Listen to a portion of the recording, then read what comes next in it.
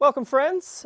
Since we've been doing the pop series, a lot of people have been asking us about the carbonated water. What's this thing that I keep grabbing from just off screen? So, I thought I'd explain it. The thing that I'm grabbing is called a picnic tap. And the picnic tap is connected to a kegging system that I have in this slightly modified freezer. So this is a regular chest freezer. I think I got it at Home Depot. And I've modified it slightly so that it maintains a constant 2 to 3 degrees Celsius, so just above the freezing point. And inside, I keep beer kegs and pop kegs and any sort of keg that I need to have under pressure for carbonation. So here's effectively what's going on inside that freezer. I'm using Cornelius kegs, or corny kegs for short. And this is a true corny keg made by the Cornelius Manufacturing Company of Minnesota, Anoka, Minnesota. And these are both corny kegs, but they're slightly different. This one is called a pinlock keg because the lines are attached to the posts by these pins. Now, these pinlock kegs were used by Coca-Cola and associated Coca-Cola brands, and I know them inside and out because in the 1980s, I worked in the second or third busiest movie theater in North America and changed hundreds of these every week and did a lot of troubleshooting with them because there were always problems. This is also a Cornelius keg, or corny keg. It's called a ball lock keg. Slightly different shape, same volume. They're both 19 liters or 640 fluid ounces, US fluid ounces. I think that works out to about 5 US gallons. This one is slightly different though. These were used by Pepsi. Same volume, slightly different shape, a little bit taller and not quite as wide, which is important for some people.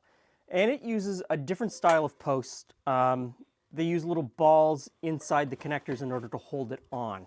Now this is a brand new one. You can still buy these made today, brand new. I've bought all of the pin locks used. I got a really good deal on them, and I bought 25 or 30 of them a couple of years ago. They all still had pop in them, and the pop was all still good, even though the pop was put in the 1980s, which I thought was really kind of strange. Now, I use these for homebrewing beer, and within the homebrew community, there are people who are tied to one or the other. I'm sort of agnostic. Whichever one's cheaper at the time, I will buy. It's really not that hard to change the connectors on the ends of the lines. They just screw on and off. So I have both. People prefer the taller Pepsi ball lock corny keg because you can fit more into a small fridge. Those little bar fridges, you can only fit 2 of these in, but you can fit in 3, sometimes 4. So a lot of people will buy these. They're relatively inexpensive. Now for gas, I've got a few of these CO2 tanks. I've got them in a bunch of different sizes. This is a 5-pound tank, and for home use, it will last a very long time. This tank costs about $10 to get it refilled, and it's really easy to get refilled. And then this is a regulator, and there's 2 dials on here. One tells you how much gas is left in the tank, and this dial tells you how much pressure you're putting into the beverage container. Now, I'm kind of glossing over a few points because for a lot of people, this just isn't going to be very interesting. And this isn't a solution for everybody. It's a solution for me because I have the space to use it. I'm using it for beer, and it works for me. For a lot of people, SodaStream is going to be the way to go. But I was never happy with the SodaStream because I really like very high carbonation in my carbonated water, and you just couldn't get that with the SodaStream. So here is a smaller corny keg. This again is a brand new one. This is 2.5 US gallons, so a little bit smaller, a little bit more manageable for a lot of people. And I just fill it with water. You take the lid and you put this lid on.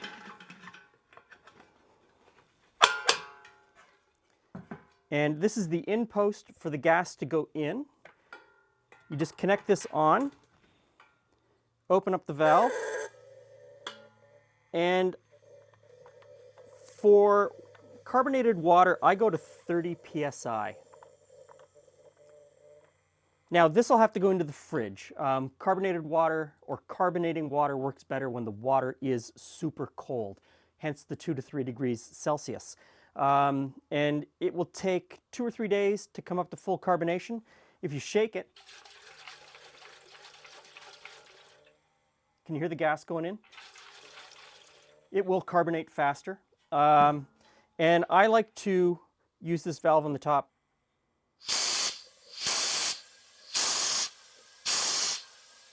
just to purge out any oxygen that's left inside. So all that's in there is water and CO2.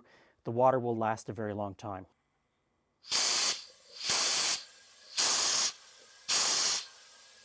Now I guess the thing you want to know is, what does all of this cost? So a full setup like this in a kit from a Canadian distributor is about 300 Canadian dollars, and I'm not sure what that is in American money. And you could probably get it cheaper. You could probably shop around and find this setup cheaper. And this is all you need to get started with this style of carbonation.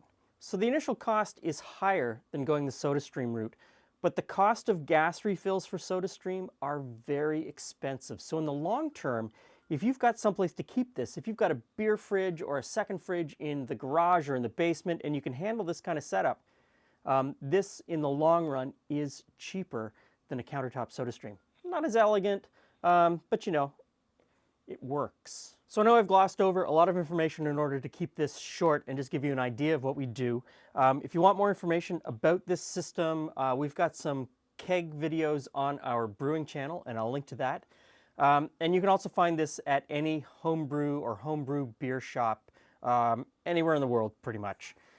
Thanks for stopping by. Hope to see you again soon.